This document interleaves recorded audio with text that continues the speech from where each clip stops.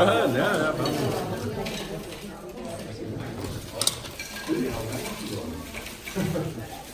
Can you hear me? Oh, yeah. Isn't too loud. Well, thank you. Welcome. Thank you for coming. I'm not going to be doing too much today because I can't. There you go. I start crying. It happens when I'm least expected to. So I've asked my son-in-law, John, to read what I wrote about Margaret, and that's going to, I guess you're going to do that now, right, John? Yes. I'll be fine. Chuck, as you know, I'm very loud, so I don't know. He's if not I even can- like, You're just oh my God. Good afternoon, friends and family. My name is John Galvin, as Chuck mentioned. Barbara and Chuck are my in-laws, and Laura's my wife. Chuck put together a few words as a tribute to Barbara, and he asked me to read them. Barbara was born in Springfield, Mass. in 1937, and although she only lived there for a short period of time, Barbara always considered herself a true Yankee. When she was a young girl, her family moved to the West Coast from San Francisco to Los Angeles, where Chuck and Barbara met. He saw Barbara for the first time in 11th grade when she walked into the classroom. He then went home to his mom that night and told her that he met a girl in school that looked like a cross between Elizabeth Taylor and Natalie Wood, as we come in some of these pictures. 3 years later, in 1956, Chuck and Barbara were married. In 1961, they had their first child, Carrie, and bought their first house in Thousand Oaks. 2.5 years later, they had their second daughter, Laura. Not long after that, Chuck accepted a job at Grosset and Dunlop, and the family moved to New York, which was a foreign country to them. One of the things they missed most about living in New York was the lack of Mexican food, or good quality Mexican food. So, you know, typical to Barbara, she stepped up and made all the Mexican food from scratch, including the tortillas and the beans, and you know, it just speaks to the fact that she was truly a gourmet cook. Living in New York also proved to be expensive. Barbara was very creative, and she sold all of Carrie and Laura's clothes, including snowsuits, Halloween costumes, school and play clothes. No one would ever know that they were bought in the store. She even sewed dresses for herself and ties for Chuck. And I think there's a picture, an Easter picture, where Barbara made everything from scratch for the entire family. And I think it's funny. The yellow turban on top, and everything except the socks and those shoes. Everything else, literally. Yeah. A few years later, Chuck and Barbara moved to Upper Saddle River, New Jersey. Barbara put her talents to work decorating, and it truly became a showpiece like all the homes that Chuck and Barbara lived in throughout the years. In 1970, they moved to LA and bought a house in Pacific Palisades. Barbara became very involved in many groups and charities, becoming the president of the Newcomers Club, the Mannequin Club, and the Children's Home Society. She organized many galas for groups attended by all the elite society in LA, including Nancy and Ronald Reagan. Barbara decided she wanted to go back to work after reading the book Passages. She answered an ad for hairstyles at a premier salon in the Palisades and instantly went to work at Sunset West. Soon after, she became the hairdresser that everyone demanded to see. Once again, her creative talents were prevalent. When Chuck retired in 1996, they sold their house and moved to several different locations over the years, including Arizona, Park City, and Palm Desert. They bought a large motor coach and traveled across the United States, leaving early in July and traveling right through till October, never planning exactly where they were going to stay. Those are some of their fondest memories. Barbara was also known as someone a good golfer with a very relaxed and beautiful swing. She made wonderful friends at Bel Air, where Chuck and her spent many years playing golf, attending parties, and having a great time. One thing you may not know is Barbara was also a very skilled skier. She won a NASCAR medal at Snowmass, Colorado. Anybody who knew Barbara well knew that she was a fierce competitor.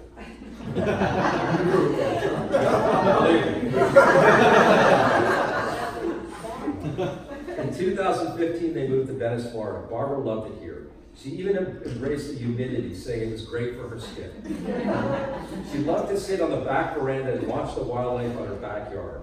She was always amazed by the different species of animals and birds, including cranes, vultures, bobcats, and even an occasional alligator and wild boar.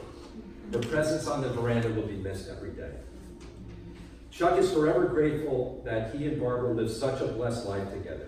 They are proud of their 2 daughters and their 5 grandchildren and all they have accomplished. Such great things. There is so much left to be said and not enough words to say what a wonderful wife, mother, and friend Barbara was. Someone who felt like an imposter around smart, educated, and influential people that sometimes surrounded her. However, those are the very people that admire her the most. She indeed had a life well lived and was surrounded by loving friends and family, as seen by many of you here today, including Gil and Mary Hollenbach and Dorian Hardy. Chuck would like to thank all of you for your endless support throughout Barbara's life, especially in her final days. Barbara was loved by all of you dearly. Thank you all very much for being here today.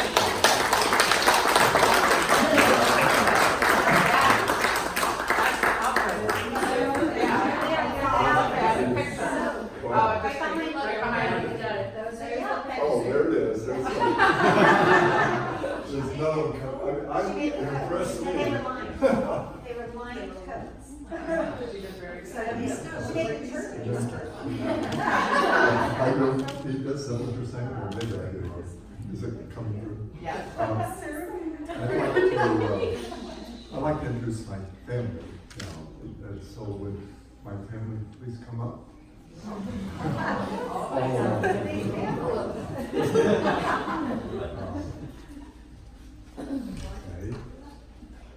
Try to remember your names.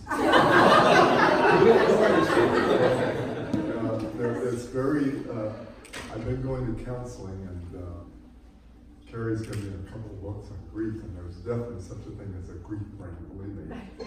The reason I know that is I had such a bad week 2 weeks ago, and I was slicing cucumbers, and the wind almost took the tip of my finger. 6 stitches on it. I went over to Memorial Urgent Care with a huge piece of gauze on it. It was bleeding like crazy because I take baby aspirins. And I didn't want to get it on my car, so anyway, I got there and they put the stitches in, and she said, well, you got to keep this wrapped up, with a lot of gauze around and everything. So that night I go home and I take the old one off, and I sit there, and I have to use it left-handed, so I'm trying to sit there and do it. I looked down and said, oh, that looks pretty good. Well, I had done this thing. Believe it or not, this is totally normal in grieving. Carrie gave me a book called The Day by Day Grieving, and week 8, which it is, I read it this morning, and the very first thing was, I get lost, I don't know where I'm going, I drop things, I stumble, I have no idea what's going on, I've lost my brain. and it's true, your brain is not connected. So the counselor said, really make sure that when you do something, that you get your feet on the ground and then know what you're going to do instead of doing it automatically like you've done all your life, because otherwise you're going to hurt yourself. And I fell, I did all kinds of things. So anyway, here is. You're gonna introduce us. I love to talk. And I'm not crying yet. So Carrie is our oldest daughter, born in 1961. And she is just incredible. She went to work for a credit union that had $50 million with assets. Last year they had $1 billion with assets.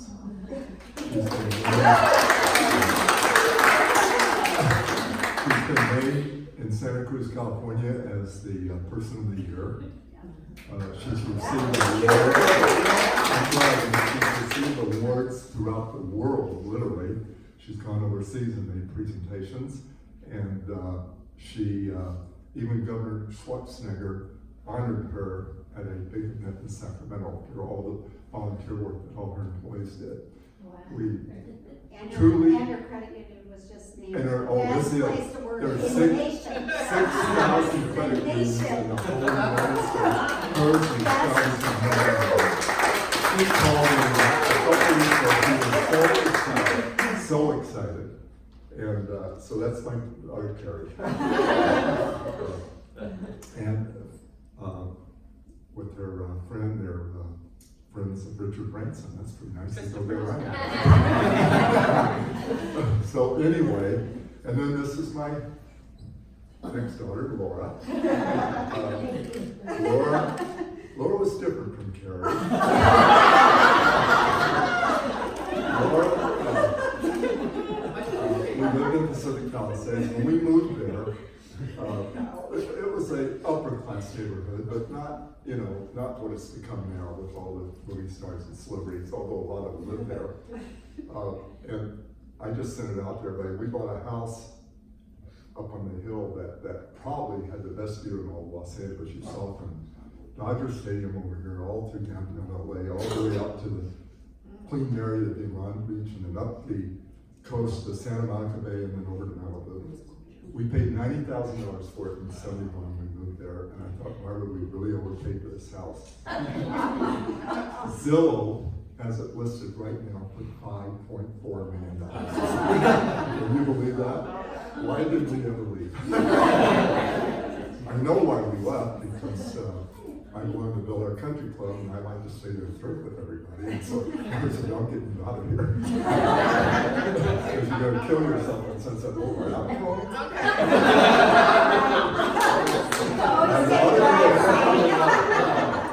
My daughter Laura got in a lot of trouble all the time. Carrie did too, but we didn't know it.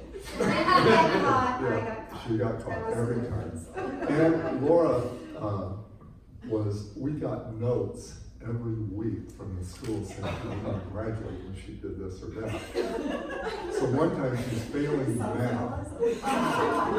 And I said, Laura, and they gave her a correspondence school. I said, Laura, I'll help you. So we did it and submitted all the things and everything. And then Laura came to me in tears. She says, Dad, I've already been failed. So anyway, in the last year of school, we made her go to summer school, so she only had like maybe Was this after reform school or before? about 3 classes. And I had a told she'd come in Los Angeles, and by that time we had about 150 employees. When I went there, we had 3. But anyway, Barbara called up our treasurer and said, can you give Laura a job? Debbie Seidel worked there. She was our production manager. And she worked there for 2 weeks before I knew she worked there. And then a few years later, I was doing the annual report, and I had a big argument with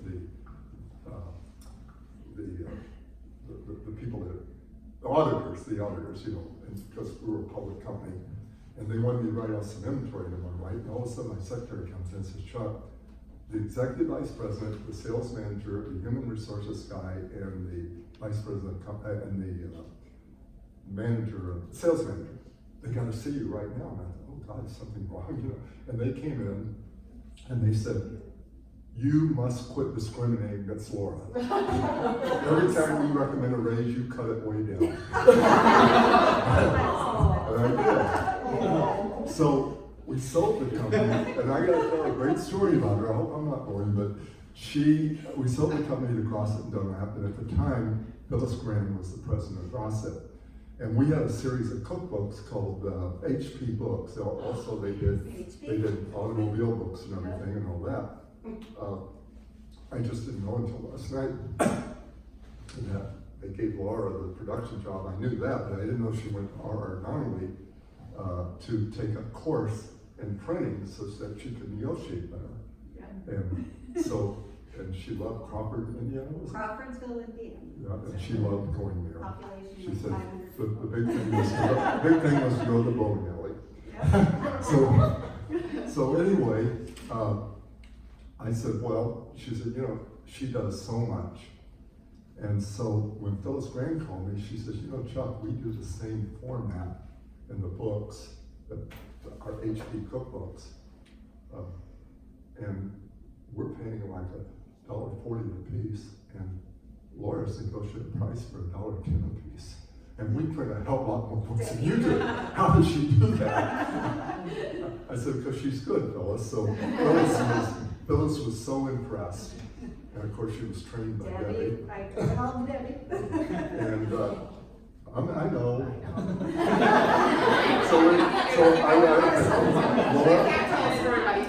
Laura eventually left and became a children's book writer. And if you go on Amazon.com and look at Laura Bates Gelman, you will see dozens and dozens of books that she has written.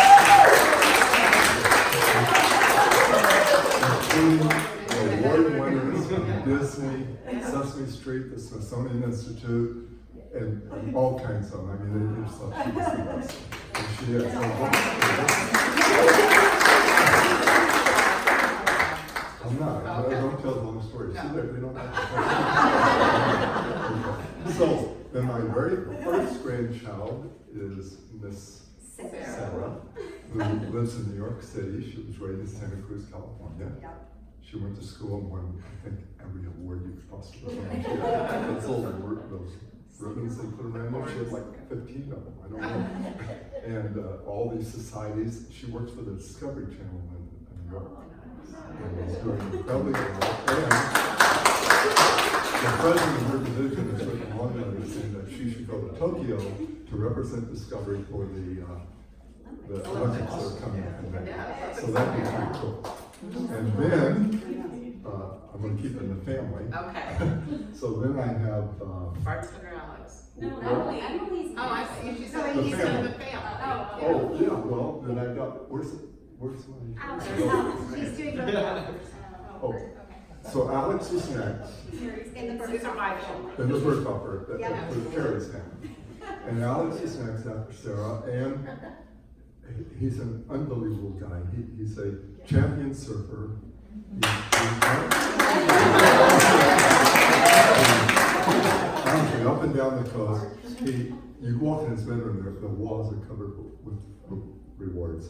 He wins bakery at the state fair. Apple pie, yes, he eats everything he hunts, and he hunts with the bow and arrow.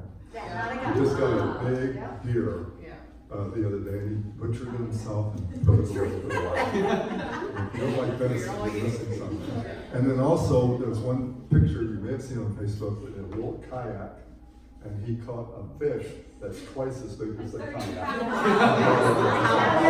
How was it? How in the world did you do that? Okay. And then the final Burkhofer child is Isabella Burkhofer. Barbara said she was the pick of the litter. She said that because they didn't always get along. We're too much alike. She will graduate from high school this June. She's appeared in a lot of plays. She's very active.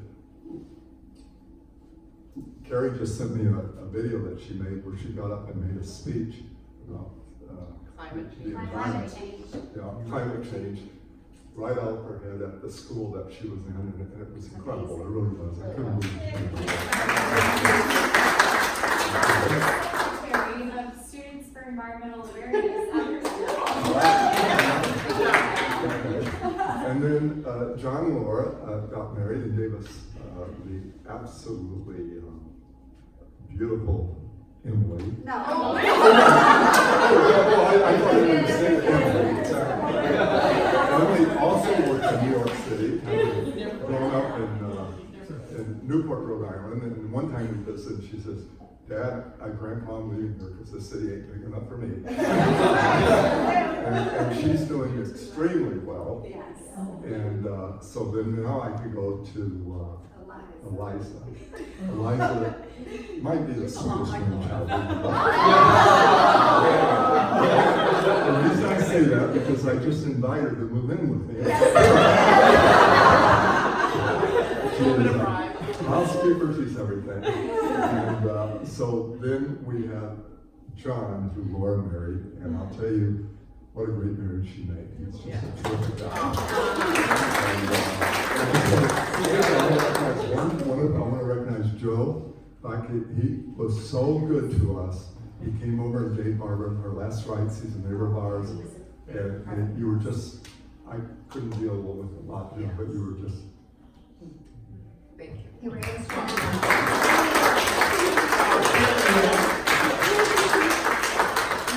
And also, Aunt Pat, this is my mom's sister who's Yes. here, so come on, come on for a minute. Grandkids can sit there.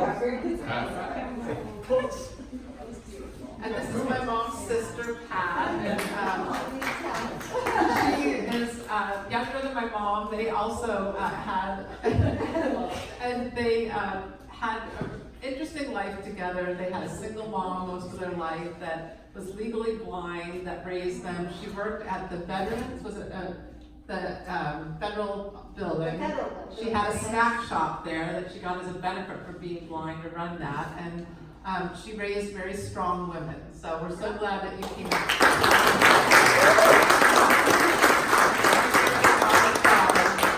My cousins. Yes. Okay, and I'm going to say a few things about my mom, and after, if anyone wants to come up and say anything, please do. I know we have one person. I was at the pool today taking a little break, and I got really emotional. I'm trying not to today, but I was telling this woman that was there, she's like, oh, do you live here in Florida? I'm like, no, I'm just here. Explain why I was here. And then I'm like, but we want to make it, I meant to say somber, but I said, but she didn't want it to be a sober event. And then I said, wait a minute, I meant somber. I'm like, well, maybe I meant sober or it's somber. She didn't want us to sit around and cry. I think we're right with the first word. Hard to drink. So, a few interesting facts about my mom. One is she was the best stay-at-home mom. Laura and I were so lucky. We always felt so secure and taken care of. She was our Girl Scout leader. She drove us to activities. She kept our rooms clean. She would even rearrange them when we were at school. And we would come back. She loved to decorate and redecorate. That was one of her passions. It was always like, wow, my new room. Some kids wouldn't like it, but I loved it.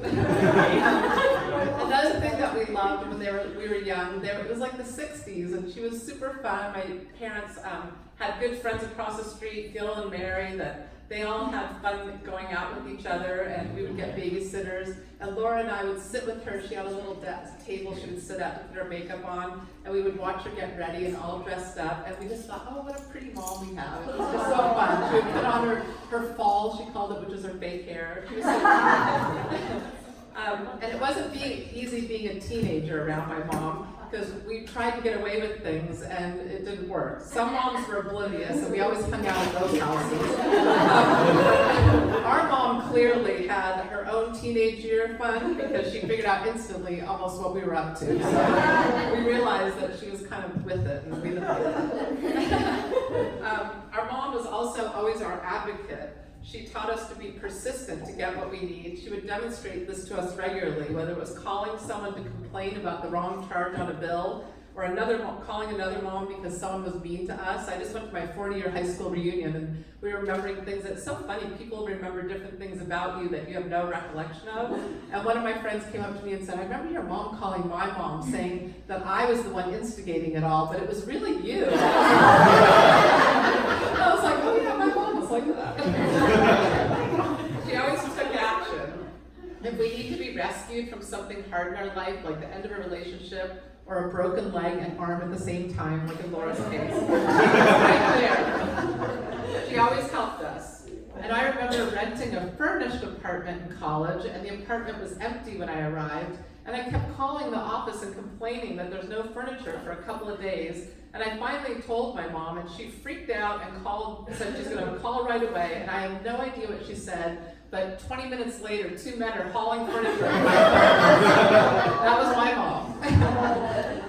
And she was so excited to be a grandma. She was by our sides when Sarah was born to me, Emily born Dolores, our first children, and helped us those first weeks. She immediately just latched on to us. And she always frequently visited and stayed with the grandkids when they were young, allowing us to travel. And she was really helpful. My mom was the best party host. She would have loved this party today. All of our lives, she threw fun parties. She loved planning and decorating and cooking. She and my dad were in gourmet club with other friends. They took turns making delicious meals for 4 couples, and we would love her experiments as she prepared for those events. And one of my all-time favorite memories was when my mom and dad hosted Christmas at their house in Park City, Utah, and the whole family came, including all 5 little grandkids. And one time on Christmas night, we were sitting down to watch TV, and then the power went out, huge snowstorm, and we ended up playing charades by candlelight, and that was like one of my favorite memories ever. She always made holidays so special. So I just want to say thank you. She would love being here. She's celebrating with us in spirit right now, especially today is her birthday, so we're really happy that you're here. And before I invite, yes? I think you should introduce the Bridgies because We have a lot of people here. Yeah, so Tim was Laura's love when she was like in 3rd grade. And his mom Lily, who I loved her older son, and I would do little shenanigans to get attention, and they weren't always welcomed.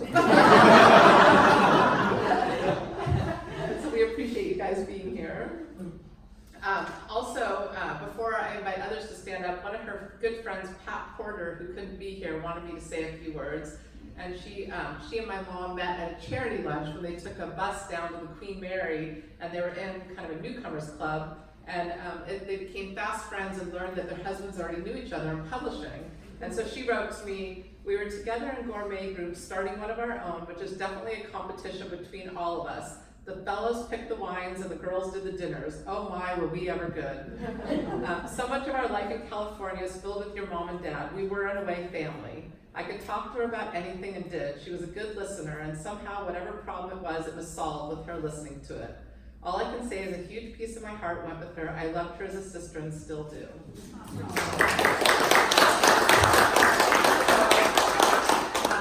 When my mom and dad moved to Florida, they got what we call the new and improved Laura. She's the daughter of the next door, the adopted. So I'll be brief here. I just like to say how grateful I am to have had Barbara in my life and Chuck and her family. I'm sure many of you in this room feel the same way. Barbara was a bright light. She was a fantastic listener, and the advice that she's given me over the past 4 years is just priceless to me. I'll just share my fondest memories of time with Barbara and Chuck, and was the text that said, "Hey, you want to come over for cocktail hour?" I'm like, "Sure." So I go over there, have a few drinks, and it was, "Well, aren't you going to stay for dinner?" And being the fact that I am not a cook by any means, and Barbara was just an amazing cook, you bet I'm staying. So, again, I'm so grateful to her, Chuck, and family. I love you all, and thank you for the time.